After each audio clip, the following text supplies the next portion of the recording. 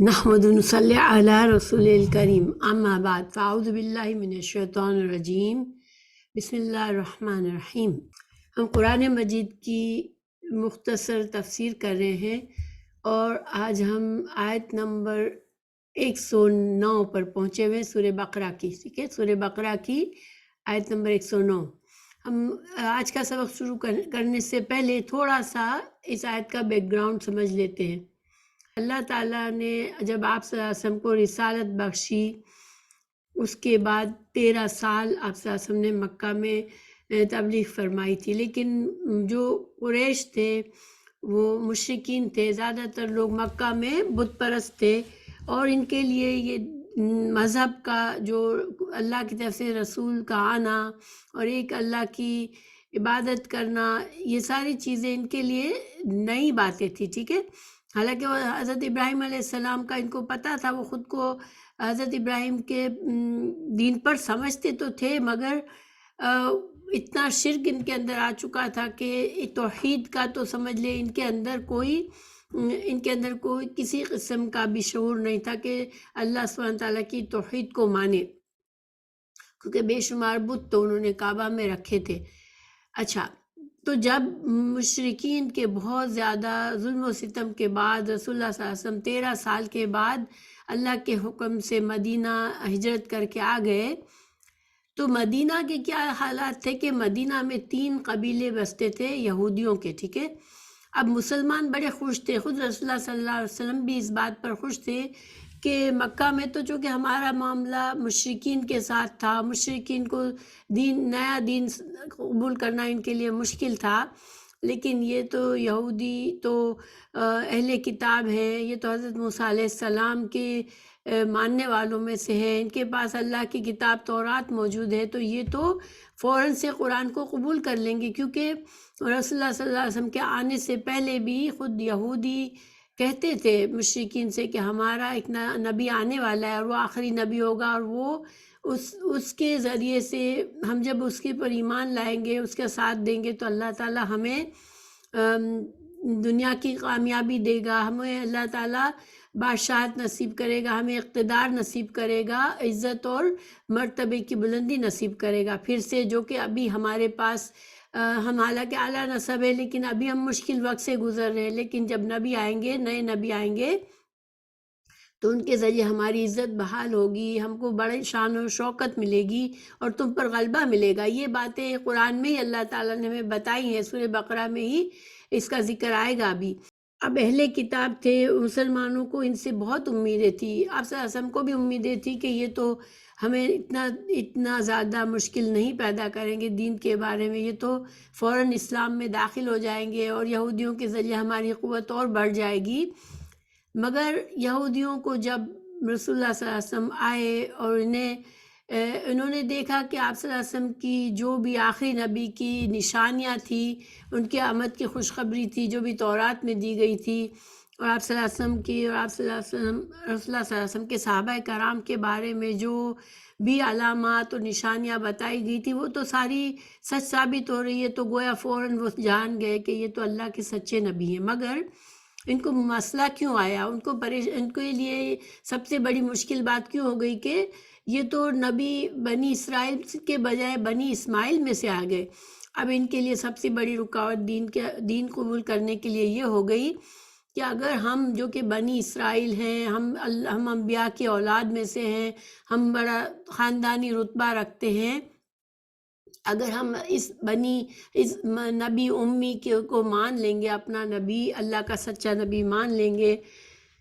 اور رسول اللہ صلی اللہ علیہ وسلم کی اطاعت اور پیروی پر آمادہ ہو جائیں گے، تو گویا ہماری بڑائی تو ختم ہو جائے گی، ہماری جو نسل در نسل نسبی بڑائی چلی آ رہی ہے وہ تو ختم ہو جائے گی، اور اب بنی اسماعیل کو اقتدار مل جائے گا۔ اور یہ بات ان کو پسند نہیں تھی، تو ان کے اندر بہت حسد آ گیا اور انہوں نے بہت زیادہ چالیں چلی مسلمانوں کے خلاف۔ اب دیکھیں، مسلمان جو لوگ ہوتے تھے وہ سچے دل کے ہوتے تھے، عام طور پر اللہ تعالیٰ انہی لوگوں کو دین کی توفیق فوراً دے دیتا ہے جن کے دل فطرت سلیم پر ہوتے ہیں، جو اچھے سچے لوگ ہوتے ہیں۔ تو اب سچے لوگوں کی عام طور پر یہ خرابی کیا ہوتی ہے یا کمزوری سمجھ لے کہ کیا ہوتی ہے کہ وہ دوسروں کو بھی سچا سمجھتے ہیں شروع میں، حالانکہ مومن بیوقوف نہیں ہوتے مگر وہ سادہ دل ہوتے ہیں اور وہ دوسروں پر فوراً سے برا گمان نہیں کر لیتے، جبکہ جو دھوکہ دینے والے لوگ ہوتے ہیں، جو برے لوگ ہوتے ہیں، وہ خود دوسروں پر کبھی اتنی آسانی سے بھروسہ نہیں کرتے۔ تو مسلمانوں کو چونکہ اچھا بھروسہ تھا اور وہ سالہ سال سے جو مدینہ کے مسلمان تھے، جو مدینہ کے مشرکین تھے، وہ سالہ سال سے یہودیوں کے ساتھ ساتھ رہتے تھے، ان کے آپس کی دوستیاں تھیں، تعلقات تھے اور وہ ان کی عزت بھی کرتے تھے، تو یہ ساری باتوں کی وجہ سے مسلمان ان کی چالوں میں آ جاتے تھے اور نئے مسلمان جو ہو رہے تھے وہ ان کو یہ کنفیوز کرنے کے لیے، ان کے دلوں میں شک پیدا کرنے کے لیے وہ بڑی چالیں چل رہے تھے یہودی، تاکہ وہ کہیں سے دوبارہ سے مرتد ہو جائے اور اسلام کو چھوڑ دے۔ تو یہ چیزیں اللہ سبحانہ تعالیٰ نے اس وجہ سے اس اگلی آیت میں اللہ تعالیٰ نے مسلمانوں کو بتایا کہ یہودیوں پر تم اتنا بھروسہ مت کرو، یہ تو حسد سے بھرے ہوئے ہیں۔ تو تو یہ اللہ سبحانہ تعالیٰ نے بتایا تھا کہ یہ یہودی جو ہے وہ جب بھی کبھی کوئی وعدہ کرتے ہیں، وہ ان میں سے کوئی نہ کوئی ایک گروپ جو ہے وہ ان کے گروہ میں سے کوئی نہ کوئی گروہ جو ہے وہ وعدہ خلافی کرتا ہے، اللہ سبحانہ تعالیٰ سے کیے ہوئے تمام وعدے وہ توڑتے ہیں۔ لیکن جو یہاں پر اب اگلی آیت ہے اس سے اس آیت کا یہ تعلق ہے کہ جب ان کی کتابوں میں ان سے وعدہ لیا گیا تھا، تورات میں ان کے انبیاء کرام جتنے بھی آئے ان سے انہوں نے یہ وعدہ تازہ کیا تھا کہ آخری نبی رسول اللہ صلی اللہ علیہ وسلم جب مبعوث ہوں گے تو تم کو ان پر ایمان لانا ہے اور ان کی مدد کرنی ہے، اور آپ صلی اللہ علیہ وسلم کی نشانیاں بھی ان کو بتا دی گئی تھی تاکہ ان کو پہچاننے میں آسانی رہے۔ تو تورات میں، انجیل میں رسول اللہ صلی اللہ علیہ وسلم کی نہ صرف آمد کی خوشخبری تھی بلکہ آپ صلی اللہ علیہ وسلم کی نشانیاں بھی بتائی گئی تھی، اسی وجہ سے یہ جان گئے فوراً جب رسول اللہ صلی اللہ علیہ وسلم، وہ انتظار ہی کر رہے تھے کہ اب وہ وقت آنے والا ہے جب رسول اللہ صلی اللہ علیہ وسلم کو نبوت ملنے والی اور اس کے ذریعے ہم ان کو مانیں گے تو ہم کو بھی عظمت اور دنیا کی دوسری قوموں پر اب ان پر ہم غالب آئیں گے اور ہم کو یہ اعزاز حاصل ہوگا کہ ہم جو ہے وہ چنی ہوئی امت کا جو ہمارا رتبہ ہے وہ بڑھ جائے گا، وہ قائم ہو جائے گا اور ہم جو ہے وہ سب کے رولرز بن جائیں گے۔ اب دیکھیں یہی تو ان کی سوچ تھی اور وہ انتظار کر رہے تھے، لیکن پھر اللہ تعالیٰ نے بتایا 101 میں، اللہ سبحانہ تعالیٰ فرما رہے ہیں کہ جب آ گئے رسول صلی اللہ علیہ وسلم، جب آخری نبی صلی اللہ علیہ وسلم کا ظہور ہوا، جو مدینہ میں یہودی تھے انہوں نے ان کو پہچان لیا، لیکن پھر کیا کیا کہ ان کے ایک بڑے گروہ نے انکار کر دیا۔ ان کی اپنی کتاب میں جو رسول اللہ صلی اللہ علیہ وسلم کی پر کو ماننے کی ان کو جو وعدہ کیا گیا تھا، ان سے وعدہ لیا گیا تھا، اس کو انہوں نے توڑ دیا، تکبر کی وجہ سے انہوں نے حق کو نہیں مانا۔ اور پھر اب ظاہری بات ہے کہ اب یہ مسلمانوں کو دیکھتے تھے کہ روز بروز اللہ سبحانہ تعالیٰ ان کی قوت بڑھا رہا ہے، اللہ تعالیٰ ان کو غلبہ دے رہا ہے آہستہ آہستہ، تو اب ان کا حسد بڑھتا جا رہا تھا، کیونکہ حسد جو ہے وہ ایسی چیز ہے جو انسان کو خود وہ نعمت حاصل نہیں ہوتی اور اس کو امید بھی نہیں ہوتی، لیکن جب وہ دوسروں کو اس نعمت کو پاتا دیکھتا ہے تو وہ برداشت نہیں کر سکتا، اس کو یہ ہوتا ہے کسی طرح سے اس سے نعمت چھن جائے۔ تو اسی وجہ سے پھر انہوں نے کیا کرنا شروع کیا کہ ایسے کام کرنے شروع کیے، ایسے پروپیگنڈا اور ایسے جھوٹ پھیلانے شروع کیے اور ایسی چالیں چلنے لگے جس سے مسلمان جو ہے وہ اپنے دین میں شک کرنے لگے، اور جو لوگ مسلمان ہونا چاہ رہے ہیں وہ اس کام سے رک جائیں۔ تو اب اللہ تعالیٰ نے بہت سے واقعات بتائے، بہت سی ان کے کرتوت بتائے جو انہوں نے اس حسد میں کیے اور مسلمانوں کو دین سے ہٹانے کے لیے کیے۔ تو اللہ تعالیٰ اب یہاں پر مزید ہمیں بتا رہے ہیں کہ اعوذ باللہ من الشیطان الرجیم، بسم اللہ الرحمن الرحیم، وَدَّ كَثِيرٌ مِّنْ أَهْلِ الْكِتَابِ۔ اب آج کے سبق پر آگئے ہیں، آیت نمبر 109 پر ہے ود کثیر من اہل الکتاب لو یردونکم من بعد ایمانکم کفارا حسدا من عند انفسہم من بعد ما تبین لهم الحق فاعفوا واصفحوا حتی یأتی اللہ بامرہ ان اللہ علی کل شیء قدیر۔ اللہ تعالیٰ اب بتا رہے ہیں مسلمانوں کو کہ ان اہل کتاب کے اکثر لوگ باوجود حق واضح ہو جانے کے محض حسد اور بغض کی بنا پر تمہیں بھی ایمان سے ہٹا دینا چاہتے ہیں۔ تم بھی معاف کرو اور چھوڑو یہاں تک کہ اللہ تعالیٰ اپنا حکم لے آئے، یقیناً اللہ تعالیٰ ہر چیز پر قدرت رکھتا ہے۔ تو اللہ تعالیٰ نے مسلمانوں کو یہاں ان کی اس چال سے آگاہ فرما دیا کہ یہ تم کو اپنے حسد کی وجہ سے تمہارے دین پر ہٹانے کی چالیں چل رہے ہیں۔ ایک اہم اصول اللہ تعالیٰ نے ہمیں دیا کہ جب اس طرح سے کوئی حسد ہم سے کرے تو پھر ہمیں اس سے کیا کرنا ہے، کیونکہ جب انسان خود کسی کے ساتھ اچھا کرنا چاہ رہا ہوتا ہے، جو کہ مدینہ میں مسلمان یہی چاہ رہے تھے کہ یہ یہودی بھی مسلمان ہو جائے اور ان کو بھی یہ خیر مل جائے جو ہمیں ملی ہے، تو ان کے دل میں اچھائی تھی، جبکہ ان کے دلوں میں، یہودیوں کے دلوں میں ان کے لیے حسد تھا۔ تو یہ ایک انسان کے اندر غم پیدا کرتا ہے کہ یہ کیسا ہو رہا ہے کہ ہم ان کے ساتھ اچھا کرنا چاہ رہے ہیں اور وہ ہمارے ساتھ برا کر رہے ہیں۔ تو اللہ سبحانہ تعالیٰ نے مسلمانوں کو اس غم سے بچایا کہ تم غم میں نہ پڑو، بلکہ تم کیا کرو کہ تم ان کو معاف کر دو، ان کی اس حرکت پر معاف کر دو، ان کو ان کے حال پہ چھوڑ دو۔ اور اللہ سبحانہ تعالیٰ جو ہے وہ ہر چیز پر قادر ہے، اللہ جانتا ہے کہ اللہ سبحانہ تعالیٰ کو کیا کرنا ہے ان کے ساتھ معاملہ۔ اب یہ یہاں پر یہ بہت بہترین اصول ہے، ہم اپنی زندگی میں اس کو عمل میں لا سکتے ہیں کہ انسان اگر اس سچویشن میں آئے کہ کوئی ہم اس سے خیر خواہی کر رہے ہیں، وہ ہم سے حسد کر رہا ہے، تو ہم اس کو معاف کر دیں، اس کے لیے دعائیں مانگے کہ اللہ اس کو بھی ہدایت دے۔ اس سے ہمیں کیا فائدہ ہوگا کہ ہمارے دل سے غم دور ہو جائے گا، کیونکہ غم جو ہے وہ انسان کو کمزور کر دیتا ہے۔ کہ اللہ سبحانہ تعالیٰ نے مسلمانوں کو کرنے کا کام بتایا کہ تم کو کیا کرنا ہے، وَأَقِيمُوا الصَّلَاةَ وَآتُوا الزَّكَاةَ وَمَا تُقَدِّمُوا لِأَنفُسِكُم مِّن خَيْرٍ تَجِدُوهُ عِندَ اللَّهِ إِنَّ اللَّهَ بِمَا تَعْمَلُونَ بَصِيرٌ۔ تو تم اپنے دل سے ان کا غم نکال کے تم کیا کرو،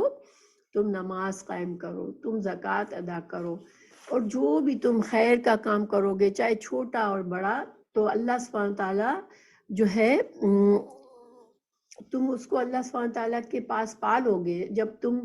اللہ تعالیٰ تمہارے تمام اعمال کو سنبھال کے رکھ رہا ہے اور تم کو اس کی اچھی جزا ملے گی، تو تم اللہ تعالیٰ دیکھ رہا ہے تمہارے اعمال کو، تو تم بس اپنا دھیان جو ہے وہ نیکیوں کی طرف کرو۔ تو انشاءاللہ یہ ہمارے لیے بہت یاد رکھنے والی بات ہے کہ انسان جو ہے وہ اللہ سے جڑا رہے اور دنیا کے جو بھی اپ ڈاؤن ہو رہے ہیں ان میں اپنے آپ کو غم میں نہ ہلاک کرے۔ تو انشاءاللہ اللہ تعالیٰ، اور ہماری جو بھی چھوٹی بڑی عبادت ہم کرتے ہیں اللہ دیکھ رہا ہے، اور اللہ سبحانہ تعالیٰ ہمیں اچھا اجر دے گا۔ پھر اب اللہ سبحانہ تعالیٰ فرما رہے ہیں کہ کیوں یہودی ایسا کر رہے ہیں، کیونکہ وہ کہتے ہیں وَقَالُوا لَن يَدْخُلَ الْجَنَّةَ إِلَّا مَنْ كَانَ هُدًى أَوْ نَصَارَىٰ تِلْكَ أَمَانِيُّهُمْ قُلْ هَاتُوا بُرْهَانَكُمْ إِن كُنتُمْ صَادِقِينَ۔ کیونکہ وہ یہ کہتے ہیں کہ جنت میں صرف یہود اور نصارہ کے سوا کوئی نہیں جائے گا۔ اللہ تعالیٰ نے فرمایا کہ یہ صرف ان کی آرزویں ہیں، ان سے کہو کہ اگر تم سچے ہو تو کوئی دلیل پیش کرو۔ گویا کہ انسان ہمارا جو دین جو ہے وہ دلیل کی بیس پر ہے، تو یہ اپنے غرور میں اور اپنے آپ کو دھوکہ دینے میں وہ یہ عقیدہ رکھتے ہیں کہ ہمارے سوا کوئی اور جنت میں داخل نہیں ہوگا، تو یہ ان کی جھوٹی تمنائیں ہیں۔ پھر آگے اللہ تعالیٰ فرما رہے ہیں اللہ سبحانہ تعالیٰ اپنا اصول بتا رہے ہیں کہ اللہ تعالیٰ کے نزدیک کیا قابل قبول ہے۔ بلا من اسلم وجہہ للہ وہو محسن فلہ اجرہ عند ربہ ولا خوف علیہم ولا هم یحزنون۔ اللہ سبحانہ تعالیٰ فرما رہے ہیں کہ اصل کامیابی اللہ کے نزدیک کس کے لیے ہے، جو اپنے آپ کو اپنا اللہ کا فرما بردار بنا دے، خلوص کے ساتھ، خلوص دل کے ساتھ جو ہے وہ اللہ کے آگے جھک جائے۔ اور محسن کون ہوتا ہے؟ محسن وہ ہوتا ہے جو احسان کے درجے پر ہر کام کرتا ہے۔ تو عبادات میں احسان کا درجہ یہ ہے کہ انسان اس طرح عبادات کرے جیسے اللہ اسے دیکھ رہا ہے، وہ اللہ کو دیکھ رہا ہے، جیسے انسان خود اللہ کو دیکھ رہا ہے جیسے، تو اس طرح سے عبادات کرے، اور لوگوں کے ساتھ اس طرح کا رویہ کرے کہ ان کے حق سے زیادہ ان کو دے، تو یہ احسان کا درجہ ہے۔ اور اللہ سبحانہ تعالیٰ کے لیے احسان کا درجہ جو ہے وہ بہت ہی پسندیدہ ہے۔ تو پھر اگر جو لوگ وہ کریں گے، ایسا کریں گے، تو پھر ان کو کوئی خوف نہیں ہوگا۔ خوف مستقبل کا ہوتا ہے، تو خوف مرتے وقت کوئی خوف نہیں ہوگا ان کو، کیونکہ ان کو خوبصورت فرشتے آئیں گے، ان کو خوشخبری دیں گے جنت کی، اور ان کو قیامت کے دن ان کو قبر میں کوئی خوف نہیں ہوگا، کیونکہ ان کے نیک اعمال خوبصورت شکل بنا کر آئیں گے اور ان کو کمپنی دیں گے۔ اسی طرح ان کو قیامت کے دن کوئی خوف نہیں ہوگا، کیونکہ ان کو ان کے اعمال نامے سیدھے ہاتھ میں دے کے ان کو بشارت دی جائے گی۔ تو اور ان کو غم بھی نہیں ہوگا۔ دیکھیں موت کے وقت کافروں کو بہت غم ہوگا کہ یہ کیا کیا ہم نے، جیسے ہی وہ موت کے فرشتوں کو دیکھیں گے جو ان کو بری خبر سنائیں گے برے انجام کی، اور ان کے ساتھ ان کو مار پیٹ کریں گے، تو پھر ان کا غم شروع ہوگا کہ یہ کیا کر دیا، میں نے اپنی زندگی کو گنوا دیا، پورا اپنی مہلت کو بیکار ضائع کر دیا۔ اسی طرح ان کو قبر میں بھی غم ہوگا، کیونکہ ان کے برے اعمال ان کو آ کر اذیتیں دیں گے، بری شکل بنا کر ان کے قبر میں آئیں گے، اور ان کو قیامت کے دن بھی برے انجام سے بہت زیادہ شدید غم ہوگا۔ اللہ سبحانہ تعالیٰ ہمیں اس غم سے بچائے اور ہمیں بے خوف رکھے ان تمام اہم معاملات میں۔ پھر اللہ تعالیٰ فرما رہے ہیں وقالت اليهود ليست النصارى على شيء وقالت النصارى ليست اليهود على شيء وهم يتلون الكتاب كذلك قال الذين لا يعلمون مثل قولهم فالله يحكم بينهم يوم القيامة فيما كانوا فيه يختلفون۔ اب اللہ سبحانہ تعالیٰ ہمیں بتا رہے ہیں کہ ان کے اندر کیا ہے، آپس میں بھی یہ ایک دوسرے کو، حالانکہ مسلمان کے خلاف دونوں ہیں، اسلام کو قبول نہیں کر رہے، لیکن آپس میں بھی ان کا یہ حال ہے کہ یہود کے پاس تورات ہے جس میں حضرت عیسیٰ علیہ السلام کے آنے کی پیشن گوئی ہے، اور حضرت عیسیٰ علیہ السلام اور حضرت رسول اللہ صلی اللہ علیہ وسلم پر ایمان لانے کا ان کو حکم دیا گیا ہے۔ تو وہ جانتے ہیں کہ حضرت عیسیٰ بھی اللہ کے رسول ہیں، اور اسی طرح حضرت نصارہ جو ہیں ان کے پاس انجیل میں حضرت موسیٰ علیہ السلام کی بابت بتایا گیا ہے، اور یہ جانتے ہیں کہ یہ بھی اللہ کا سچا دین ہے اور اسی کو ہم کو فالو کرنا ہے۔ عیسائیت کوئی نیا دین نہیں ہے، بلکہ شروع سے اللہ تعالیٰ نے اسلام، اللہ کے فرما بردار جو بھی ہیں وہ مسلمان ہی ہیں۔ تو پھر اس کے باوجود اپنی اپنی کتابوں کو پڑھنے کے باوجود اور جاننے کے باوجود کہ یہ سارے مذہب جو ہے شروع سے اللہ کا ایک ہی مذہب ہے، کوئی اللہ تعالیٰ نے الگ الگ مذہب نہیں بنائے کہ ہر نبی کا الگ مذہب ہو اور ہر نبی کے فالوورز صرف اسی کو مانے اور دوسروں کو نہ مانے۔ اللہ تعالیٰ نے تمام انبیاء کرام پر ایمان لانے کا وعدہ مسلمانوں سے بھی لیا ہے۔ اللہ سبحانہ تعالیٰ فرما رہے ہیں کہ یہ اختلافات قیامت تک چلتے رہیں گے، اور اللہ سبحانہ تعالیٰ ہی قیامت کے دن حق بات کو بتا کر سب اختلافات کو پھر اس وقت ختم ہوں گے جب سب کے سامنے حق نظر آئے گا۔ یہ اللہ سبحانہ تعالیٰ فرما رہے ہیں وَمَنْ أَظْلَمُ مِمَّنْ مَنَعَ مَسَاجِدَ اللَّهِ أَنْ يُذْكَرَ فِيهَا اسْمُهُ وَسَعَىٰ فِي خَرَابِهَا أولئك ما كان لهم أن يدخلوها إلا خائفين لهم في الدنيا خزي ولهم في الآخرة عذاب عظيم۔ اللہ سبحانہ تعالیٰ فرما رہے ہیں کہ زیادہ ظالم کون ہوگا جو کہ اللہ کی مسجد اللہ کے گھر ہوتا، اللہ کا گھر ہوتا ہے، خانہ کعبہ اللہ کا گھر ہے جس میں اللہ کی عبادت کا حکم ہے، تو اس سے بڑا ظالم کون ہوگا جو کہ مسجد میں اللہ کی عبادت سے لوگوں کو روکے اور مسجد کے خرابی کرنے کے لیے کوششیں کرے۔ مسجد کی خرابی کیا ہوتی ہے کہ اس میں اللہ کی عبادت نہ کرنے دی جائے اور اس میں شرک کیا جائے۔ تو خانہ کعبہ میں ان لوگوں نے بت رکھ دیے تھے اور مسلمانوں کو خانہ کعبہ میں نمازیں پڑھنے سے روکتے تھے مشرکین مکہ۔ تو اللہ سبحانہ تعالیٰ فرما رہا ہے کہ یہ بہت بڑا ظلم کرے، اس سے بڑا ظلم کیا ہو سکتا ہے کہ خانہ کعبہ کے متولی بن کے بیٹھے ہیں، اور جو اصل حق مسلمانوں کا ہے، جو کہ اللہ کی عبادت کرنا چاہ رہے ہیں اللہ کے گھر میں، وہ اس سے روکتے ہیں اس کو۔ تو اللہ سبحانہ تعالیٰ فرما رہے ہیں کہ یہاں پر اللہ تعالیٰ ایک پیشین گوئی فرما رہے ہیں، ایک خوشخبری مسلمانوں کو دے رہے ہیں۔ اولئک ما کان لهم ان يدخلوها الا خائفین۔ اللہ سبحانہ تعالیٰ فرما رہے ہیں کہ ایسے لوگوں کو چاہیے کہ وہ ڈر کر مسجد میں، اللہ کے گھروں میں، بجائے اس کے کہ لوگوں کو روکے اس میں جانے سے، اللہ کی عبادت سے، بلکہ وہ خود بھی ڈرتے ہوئے جائیں۔ جیسے ان کے اعمال ہیں تو ان کو اللہ سے ڈرنا چاہیے۔ اور یہ مسلمانوں کو ایک طرح سے پیشین گوئی کی جا رہی ہے کہ جلد ہی خانہ کعبہ جو ہے وہ مکہ فتح ہوگا اور خانہ کعبہ کے متولی مسلمان بنیں گے، اور مسلمان خانہ کعبہ میں شرک دور کر کے اللہ کی خالص عبادت کی جائے گی۔ اور اس دن جن قریش کے جن لوگوں نے، مشرکین نے، جنہوں نے مکہ میں مسلمانوں کو داخل ہونے سے، خانہ کعبہ میں عبادت سے روکا تھا، وہ ڈرتے ہوئے آئیں گے اس دن کہ اب ہمارا کیا بنے گا، ہم نے تو بہت زیادہ ظلم کیے ہیں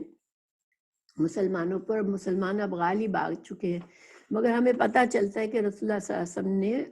عام معافی کا اعلان کر دیا تھا، سوائے چند بہت ہی بڑے بڑے مجرموں کے سارے مشرکین کو معاف کر دیا گیا تھا اس دن۔ تو پھر اللہ تعالیٰ فرما رہے ہیں لہم فی الدنیا خزی ولہم فی الآخرۃ عذاب عظیم۔ لیکن پھر بھی اس کے باوجود اللہ سبحانہ تعالیٰ کا قانون اپنی جگہ ہے کہ جنہوں نے یہ جرم کیے اور وہ مر گئے اس دنیا سے، تو پھر دنیا میں بھی ذلت کی موت ان کو آئے گی، اور آخرت میں بھی ان کو دردناک بڑا عذاب ملے گا، ان کو بہت بڑا عذاب ملے گا۔ تو یہی ہوا، جن کے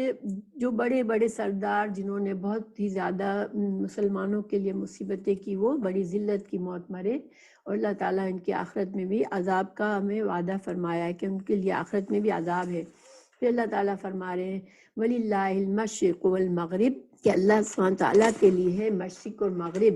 ساری جہتیں اللہ کے لیے۔ فَأَيْنَمَا تُوَلُّوا، پھر جس طرف بھی تم منہ پھیر لو، فَثَمَّ، تو اسی طرف ہے، وجہ اللہ، وہی جہت اللہ کی ہے۔ ان اللہ واسع علیم، کیونکہ اللہ سبحانہ تعالیٰ کی ذات واسع ہے، بہت ہی وسیع ہے، اللہ تعالیٰ کا علم ہر چیز کو گھیرے ہوئے ہے۔ تو یہ اس آیت کے مختلف معنی کیے گئے ہیں۔ اس کی شان نزول میں 3 باتیں کہی جاتی ہیں۔ ایک یہ بات ہے کہ اللہ تعالیٰ نے یہ کیوں فرمایا کہ تمام جہتیں اللہ کے لیے ہیں، کیونکہ جب مسلمان ہجرت کر کے مدینہ گئے تو ان کو وقتی طور پر بیت المقدس کی طرف منہ کر کے نماز پڑھنے کا حکم دیا گیا، تو ان کے دل میں غم سا آیا کہ خانہ کعبہ کی طرف منہ پھیر کر ہم نماز پڑھتے تھے، اب ہمیں مسجد اقصیٰ کی طرف منہ کرنا پڑ رہا ہے، کیونکہ یہ دونوں مدینہ میں اپوزٹ ڈائریکشن ہو گئے تھے۔ مکہ میں تو کسی طرف بھی ظاہر خانہ کعبہ کی طرف ہی ہوتا تھا، لیکن جب مدینہ جو ہے وہ اس طرح سے ہے کہ وہ بیچ میں ہے، تو ایک طرف بیت المقدس کی ڈائریکشن تھی تو دوسری طرف مکہ کی، اس وجہ سے مسلمانوں کو رسول اللہ صلی اللہ علیہ وسلم نے حکم فرمایا تھا کہ بیت المقدس کی طرف منہ کر کے نماز پڑھے۔ تو یہ تقریباً 17-18 مہینے اس طرح ہوا تھا، اور مسلمان غم زدہ ہو رہے تھے، تو اللہ نے فرمایا کہ ان کا غم دور کرنے کے لیے کہ تمام جہتیں اللہ کے لیے، تم سے جو کہا جائے تم بس اس پر عمل کرو، اور یقین رکھو کہ اللہ سبحانہ تعالیٰ جو ہے وہ سب کچھ جانتا ہے،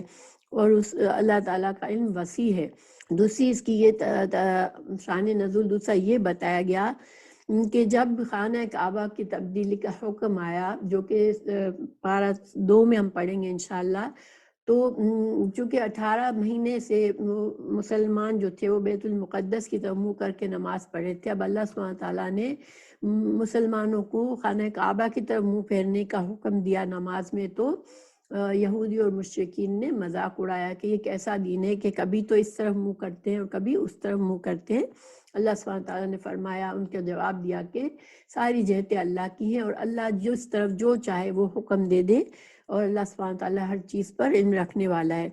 اور تیسری وجہ یہ بتائی جاتی ہے کہ یہ حکم اصل میں نفلی نماز میں اس رخصت کے لیے کہ نفلی نماز انسان سواری پر بیٹھا ہو تب بھی پڑھ سکتا ہے، تو سواری کی ڈائریکشن ہر وقت کعبہ کی طرف نہیں ہو سکتی، تو سواری اگر ادھر سے ادھر انسان کی ٹرن ہوتی ہے تب بھی اگر نفلی نماز کی نیت باندھ لیے انسان نے خانہ کعبہ کی طرف، اس کے بعد جس طرف بھی اس کی سواری کا منہ ہوتا جا رہا ہے مگر کوئی بات نہیں، اگر وہ خانہ کعبہ سے ہٹ بھی جاتا ہے تو نفلی نماز میں یہ بات ممکن ہے۔ ہاں فرض نماز کو خانہ کعبہ ہی کی طرف منہ کر کے پڑھنے کا ہے۔ بہرحال یہ تینوں وجوہات بتائی جاتی ہیں اس آیت کی۔ پھر اللہ تعالیٰ آگے فرما رہے ہیں وَقَالُوا اتَّخَذَ اللَّهُ وَلَدًا سُبْحَانَهُ بَل لَّهُ مَا فِي السَّمَاوَاتِ وَالْأَرْضِ كُلٌّ لَّهُ قَانِتُونَ۔ اللہ سبحانہ تعالیٰ ان کی تنقید کر رہے ہیں، ان پر وعید کر رہے ہیں کہ اللہ سبحانہ تعالیٰ کی اولاد کا، یہ کہہ رہے ہیں کہ اللہ کی اولاد ہے، انہوں نے اللہ کی مخلوق کو، اللہ کے بندوں کو اولاد بنا دیا ہے، تو اللہ سبحانہ تعالیٰ تو بے نیاز ہے، اللہ کو اولاد کی کیا ضرورت ہے؟ زمین اور آسمان کو اللہ نے بغیر نمونے کے پیدا کیا ہے، اور وہ جو کام کرنا چاہتا ہے اللہ صرف کن کہتا ہے اور وہ کام ہو جاتا ہے۔ اب ایسی ذات کو اولاد کی کیا ضرورت ہے؟ اولاد تو انسان اپنے سہارے کے لیے چاہتا ہے، مگر اللہ سبحانہ تعالیٰ کو کسی کے سہارے کی ضرورت نہیں ہے۔ پھر اللہ سبحانہ تعالیٰ فرما رہے ہیں وَقَالَ الَّذِينَ لَا يَعْلَمُونَ لَوْلَا يُكَلِّمُنَا اللَّهُ أَوْ تَأْتِينَا آيَةٌ كَذَلِكَ قَالَ الَّذِينَ مِن قَبْلِهِم مِثْلَ قَوْلِهِمْ تَشَابَهَتْ قُلُوبُهُمْ قَدْ بَيَّنَّا الْآيَاتِ لِقَوْمٍ يُوقِنُونَ۔ اللہ سبحانہ تعالیٰ اس مشرکین اور انکار کرنے والوں کی ذہنیت کو بتا رہے ہیں کہ جس طرح مشرکین مکہ نے بھی آپ صلی اللہ علیہ وسلم سے یہ اعتراض کیا کہ اللہ ہم سے خود ہی کیوں نہیں گفتگو کر لیتا، اسی طرح بنی اسرائیل نے حضرت موسیٰ علیہ السلام سے کہا تھا کہ اللہ جب تک ہم اللہ کو سامنے نہ دیکھ لیں ہم آپ کی بات نہیں مانیں گے۔ اللہ تعالیٰ فرما رہے ہیں کہ یہ جو لوگ بھی کافر اور انکاری حق کو قبول نہیں کرنا چاہتے، ان کے دل جو ہے وہ ان کے عناد اور ان کی سرکشی میں وہ اسی طرح کی باتیں کرتے ہیں۔ لیکن اللہ سبحانہ تعالیٰ فرما رہا ہے کہ جو یقین کرنا چاہتی ہے، جو قوم یقین کرنا چاہتی ہے اللہ کی آیات پر، تو ان کے لیے کوئی مسئلہ نہیں ہے، وہ اللہ حق کو پہچانتے اور حق کو قبول کرتے ہیں۔ پھر اللہ تعالیٰ نے فرمایا اِنَّا أَرْسَلْنَاكَ بِالْحَقِّ بَشِيرًا وَنَذِيرًا وَلَا تُسْأَلُ عَنْ أَصْحَابِ الْجَحِيمِ۔ رسول اللہ صلی اللہ علیہ وسلم کو تسلی دی جا رہی ہے کہ ہم نے آپ کو حق کے ساتھ بھیجا ہے، اور آپ جو ہے وہ لوگوں کو خوشخبری دینے والے ہیں، جو اللہ کی بات کو مان لے اس کے لیے خوشخبری، اور جو نہ مانے اس کے لیے ڈراوا ہے۔ تو اگر پھر بھی نہیں مانتے لوگ تو پھر آپ سے ان کے برے انجام کے وقت نہیں پوچھا جائے گا کہ یہ لوگ کیوں برے انجام کو پہنچے، کیونکہ رسول اللہ صلی اللہ علیہ وسلم کا جو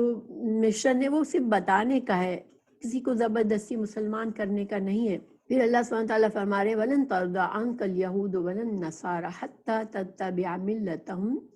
قُلْ إِنَّ هُدَى اللَّهِ هُوَ الْهُدَىٰ وَلَئِنِ اتَّبَعْتَ أَهْوَاءَهُمْ بَعْدَ الَّذِي جَاءَكَ مِنَ الْعِلْمِ مَا لَكَ مِنَ اللَّهِ مِن وَلِيٍّ وَلَا نَصِيرٍ۔ اللہ سبحانہ تعالیٰ فرما رہے کہ تم اعتراض کرنے والوں کی پرواہ نہ کرو کہ یہ ہم سے راضی ہو جائے، یہ تم یہود اور نصارہ اگر تمہارے، کیونکہ رسول اللہ صلی اللہ علیہ وسلم کی مخالفت پر اترے ہوئے تھے، اللہ تعالیٰ نے فرمایا کہ یہ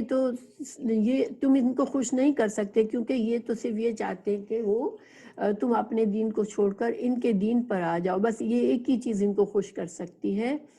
تو تم ان کو بس یہ جواب دے دو کہ اصل ہدایت وہی ہے جو اللہ کی ہدایت ہے، اللہ کی طرف سے آئی ہوئی ہی اصل ہدایت ہے۔ اللہ سبحانہ تعالیٰ نے قرآن میں جب حق نازل فرما دیا ہے تو پھر ہم کسی کی اور کی پیروی کیوں کریں گے؟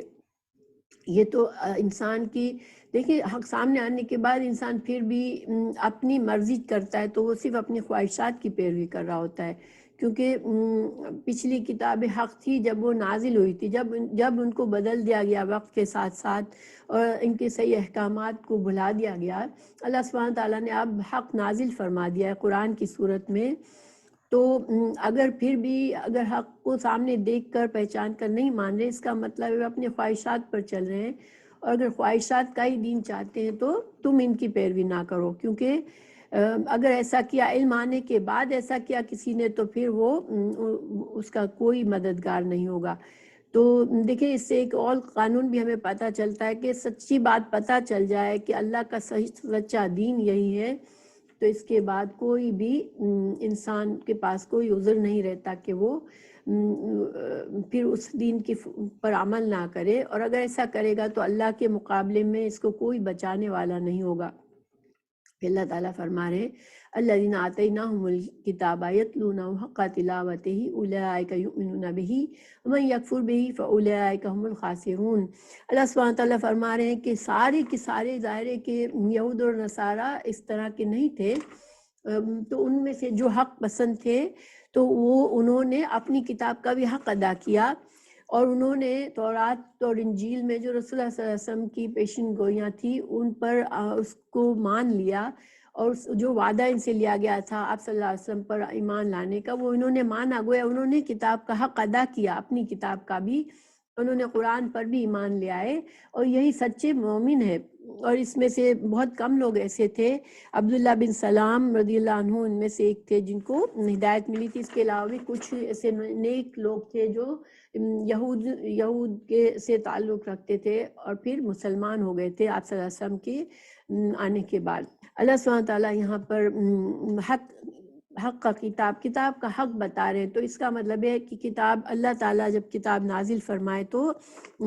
اس کے حقوق ہوتے ہیں۔ اللہ کی کتاب ایک نعمت ہوتی ہے، اور ہر نعمت کے ساتھ کچھ حقوق بھی ہوتے ہیں کہ وہ حقوق ادا کرنا ہوتے ہیں۔ جب انسان وہ حقوق ادا کرتا ہے تو وہ اس نعمت کو سے فائدہ اٹھاتا ہے۔ تو اس کے حقوق میں نمبر 1 خوب توجہ اور غور سے اس کو پڑھنا، اور جہاں جنت کا ذکر آئے تو جنت کا سوال کرنا، جہاں جہنم کا ذکر آئے تو اس سے پناہ مانگنا۔ پھر نمبر 2 اس کے حلال کو حلال اور اس کے حرام کو حرام سمجھنا، اور کلام الہی میں تحریف نہ کرنا، جیسے یہود اور نصارہ نے اللہ کی کتاب کو بدلا، ہم ایسا نہ کریں۔ نمبر 3 جو لوگ اس میں ہے، جو کچھ اس میں بتایا گیا ہے اس کو ہم لوگوں کو بتائیں، جن کو نہیں معلوم ان کو اللہ کا پیغام پہنچائیں، اور اس میں جو کچھ ہمیں احکامات دیے گئے اس کا اتباع کریں۔ تو یہ سارے جو ہیں یہ اللہ کی کتاب کے حق ہیں۔ تو اگر کوئی ان حقوق کو پورا کرتا ہے وہی اسی کا ایمان کا دعویٰ سچا ہے اللہ کے نزدیک، ورنہ لوگ خاسرون ہیں جو اس طرح سے اس کتاب کی نعمت کو کا حق نہیں ادا کرتے، پھر ان کا نقصان وہ خود ہی نقصان اٹھانے والے ہیں۔ پھر اللہ سبحانہ تعالیٰ نے فرمایا یا بنی اسرائیل اذکروا نعمتی التی انعمت علیکم انی یا بنی اسرائیل اذکروا نعمتی التی انعمت علیکم وانی فضلتکم علی العالمین۔ اب اللہ سبحانہ تعالیٰ نے اتنی ساری باتیں بتائی، پھر وہی آیت دہرائی جس سے بنی اسرائیل کا واقعات شروع ہوئے تھے، اور یہ ایک طرح سے ان کو دوبارہ سے ان کو جگایا جا رہا ہے، اور ان کو دوبارہ سے حق کو قبول کرنے کی اسلام کی دعوت دی جا رہی ہے اس وقت کے یہود و نصارہ کو اور باقی تمام لوگوں کو، کہ تم جو ہو اس دن سے ڈرو کہ اگر تم نہیں مانتے میری اس نعمت دین کو نہیں مانو گے تو پھر اس دن سے ڈرو جس دن کوئی بھی کسی کے کام نہیں آئے گا۔ واتقوا یوما لا تجزی نفس عن نفس شیئا ولا يقبل منها عدل ولا تنفع شفاعة ولا هم ينصرون۔ کہ اب قیامت کا دن ایسا ہوگا جس میں کوئی کسی کا کفارہ نہیں ادا کر سکے گا، کہ کفارہ ادا کر کے انسان اپنے آپ کو عذاب سے بچا لے، یا کوئی اور جو ہے وہ شفاعت کر دے اس کے لیے۔ شفاعت کا حکم ہے اللہ سبحانہ تعالیٰ جس کو اذن دے گا اسی وہی شفاعت کرے گا، لیکن یہاں دنیا میں لوگوں نے جن بزرگوں کے نام کو پکڑ لیا ہے کہ یہ ہم جو ہیں وہ ان کے عزت اور ان کا احترام کرتے ہیں اور ان کو اپنا سب کچھ سمجھتے ہیں، تو یہ ہماری شفاعت کریں گے، تو ایسا نہیں ہوگا۔ اللہ سبحانہ تعالیٰ کے آگے شفاعت جو ہے وہ وہی کرے گا جس کو اللہ اجازت دے گا۔ اس لیے انسان خود سے اپنے طریقے سے شفاعت کے لیے واسطے نہ بنا لے، بلکہ اللہ کی کتاب کو فالو کرے اور اللہ کی کتاب کو وسیلہ بنائے کہ وہ اس کے ذریعے ہماری نجات ہوگی، اور رسول اللہ صلی اللہ علیہ وسلم کی پیروی کرے کہ رسول اللہ صلی اللہ علیہ وسلم کی شفاعت نصیب ہو انشاءاللہ۔ پھر اللہ تعالیٰ نے فرمایا وَإِذِ ابْتَلَىٰ إِبْرَاهِيمَ رَبُّهُ بِكَلِمَاتٍ فَأَتَمَّهُنَّ قَالَ إِنِّي جَاعِلُكَ لِلنَّاسِ إِمَامًا قَالَ وَمِن ذُرِّيَّتِي قَالَ لَا يَنَالُ عَهْدِ الظَّالِمِينَ۔ اللہ سبحانہ تعالیٰ اب بنی اسرائیل کے واقعات بتانے کے بعد اب حضرت ابراہیم علیہ السلام کا تعارف کروا رہے ہیں کہ کیونکہ حضرت ابراہیم علیہ السلام کو تمام مذہب کے پیروکار اس کو اپنا امام مانتے، ایون مشرکین مکہ بھی حضرت ابراہیم خود کو حضرت ابراہیم علیہ السلام کے دین پر سمجھتے تھے، یہودی بھی اور نصارہ بھی حضرت ابراہیم علیہ السلام کو اپنا مذہبی امام اور پیشوا سمجھتے ہیں اور انہی کی اولاد سے وہ اپنے آپ کو سمجھتے ہیں، اور مسلمانوں کے لیے بھی وہی وہ امام ہیں۔ تو اب حضرت اللہ تعالیٰ فرما رہے ہیں کہ حضرت ابراہیم علیہ السلام کا تم دعویٰ کرتے ہو، تو حضرت ابراہیم علیہ السلام کیسے تھے کہ اللہ سبحانہ تعالیٰ نے ان کو آزمایا، بہت بڑی بڑی آزمائشوں کے ساتھ ان کو آزمایا، اور انہوں نے ہر آزمائش میں پورے اترے۔ ان کو اولاد انہوں نے اپنے بچپن سے ان کو آگ میں ڈالا گیا، وہ اپنا گھر چھوڑا، اور اس کے بعد بھی بہت ساری ان کے ساتھ آزمائشیں کی گئیں، اور انہوں نے ہر آزمائش میں چھوٹے بچے کو حضرت ہاجرہ کے ساتھ مکہ میں چھوڑ کر جانے کو کہا گیا، حضرت اسماعیل علیہ السلام کی قربانی کرنے کے لیے کہا گیا، یعنی کہ ایسی ایسی آزمائشیں جو انسان تصور بھی نہیں کر سکتا، مگر حضرت ابراہیم علیہ السلام جو تھے وہ بغیر چوں چرا ہر بات پر عمل کرتے گئے، تو اللہ سبحانہ تعالیٰ نے ان کو امام بنایا، پیشوا بنایا۔ اب ان کے بعد ان کی اولاد میں اللہ تعالیٰ نے تمام انبیاء جو بھی آئے بعد میں وہ سارے حضرت ابراہیم علیہ السلام کی اولاد میں سے آئے۔ حضرت ابراہیم علیہ السلام نے اللہ تعالیٰ سے دعا کی، اللہ میرے اولاد کو بھی یہ نسب یہ حاصل ہو گیا، یہ منصب حاصل ہوگا امامت کا۔ اللہ تعالیٰ نے فرمایا کہ جو حضرت ابراہیم کے علیہ السلام کی اولاد میں جو نافرمان اور ظالم ہوں گے ان کو یہ شرف نہیں حاصل ہوگا، ہاں البتہ جو حضرت ابراہیم علیہ السلام کے طریقے پر چلیں گے ان کو یہ شرف حاصل ہوگا۔ پھر اللہ تعالیٰ نے فرمایا وَإِذْ جَعَلْنَا الْبَيْتَ مَثَابَةً لِلنَّاسِ وَأَمْنًا وَاتَّخِذُوا مِن مَّقَامِ إِبْرَاهِيمَ مُصَلًّى وَعَهِدْنَا إِلَىٰ إِبْرَاهِيمَ وَإِسْمَاعِيلَ أَن طَهِّرَ بَيْتِيَ لِلطَّائِفِينَ وَالْعَاكِفِينَ وَالرُّكَّعِ السُّجُودِ۔ جب اللہ تعالیٰ نے فرمایا کہ جب ہم نے بیت اللہ کو لوگوں کے لیے ثواب اور امن و امان کی جگہ بنا دی، تم مقام ابراہیم کو جائے نماز مقرر کر لو۔ ہم نے ابراہیم علیہ السلام اور اسماعیل علیہ السلام سے کہا کہ تم بیت اللہ کو پاک صاف رکھو، طواف کرنے والوں کے لیے، اعتکاف کرنے والوں کے لیے اور رکوع اور سجود کرنے والوں کے لیے۔ تو یہاں پر اللہ سبحانہ تعالیٰ ہمیں بتا رہے ہیں کہ اللہ تعالیٰ نے بیت اللہ کو مسابتاً کا دو مطلب، ایک تو یہ کہ ثواب کی جگہ، اور دوسرا یہاں جانے سے ہمیں ثواب ملتا ہے، اور دوسرا بار بار جانے کی جگہ کہ انسان جب بار بار مسلمان کا دل چاہتا ہے کہ بیت اللہ پر جائے اور اللہ کی عبادت کرے۔ پھر امن کی جگہ، کیونکہ حرم جو ہے وہ امن کی جگہ ہے، وہاں پر ایک دشمن کو بھی خوف نہیں ہوتا تھا، ایون جہالت کے دور میں بھی کہ ہم سے بدلہ لیا جائے گا، تو وہاں پر انسان جا کر امن میں آ جاتا ہے۔ تو اللہ سبحانہ تعالیٰ نے حضرت ابراہیم علیہ السلام کو کہ مقام ابراہیم وہ جگہ ہے جہاں پر حضرت ابراہیم علیہ السلام نے جب خانہ کعبہ کی تعمیر جس پتھر پر کی اس پر حضرت ابراہیم علیہ السلام کے پیروں کے نشان ہیں، اللہ تعالیٰ نے اس جگہ کو مصلی بنا دیا کہ ہم جب اپنے طواف کو مکمل کرتے ہیں تو 2 رکعت مقام ابراہیم کے پیچھے نماز پڑھتے ہیں۔ اللہ سبحانہ تعالیٰ نے حضرت ابراہیم اور حضرت اسماعیل علیہ السلام سے وعدہ بھی لیا کہ وہ اس بیت اللہ کی جو ہے وہ اس کو پاک صاف رکھیں گے، یعنی بتوں سے بھی، شرک سے بھی پاک صاف رکھیں گے اور ظاہری گندگی سے بھی پاک صاف رکھیں گے، تاکہ یہ جگہ جو ہے وہ طواف کرنے والوں، اللہ کے لیے طواف کرنے والوں اور رکوع اور اعتکاف کرنے والوں کے لیے جگہ ہے۔ تو اس میں مشرکین مکہ نے جو شرک پھیلایا، تو ایک طرح سے اللہ تعالیٰ بتا رہے ہیں کہ نہیں، یہ شرک کی جگہ نہیں ہے بلکہ